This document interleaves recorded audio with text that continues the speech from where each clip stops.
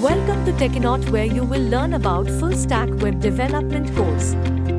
In this video, we are going to cover what is full stack web development course, what are the tools and technology you're going to learn, and at last what kind of reference books you should read. First, let's take a look at the what is full stack web development.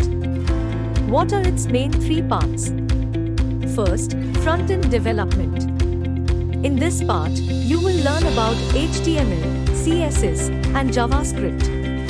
Now let's dive deeper into it. In HTML, you will learn about the structure of web pages, how to create elements, and how to use semantic tags.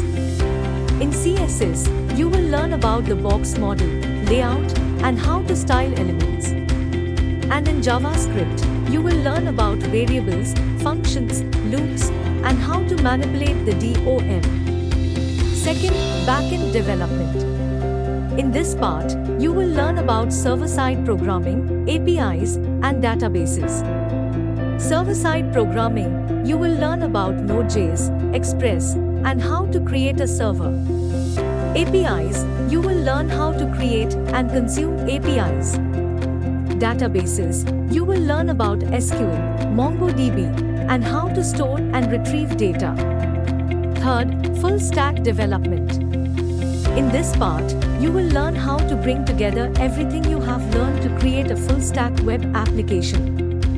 The tools and technology you're going to learn are HTML, CSS, JavaScript, Nodejs, Express, SQL. Mongo D B. The reference book you should read are HTML and CSS, Design and Build Websites by John Duckett. JavaScript and jQuery, Interactive Front-End Web Development by John Duckett. Nodejs. In Action by Mike Cantillon, Mark Harter, T.J. Hollowaychuk, and Nathan Rajleet. Express in Action by Evan Hahn. SQL Cookbook by Anthony Molinaro. Mongo D B, The Definitive Guide by Christina Chodoro.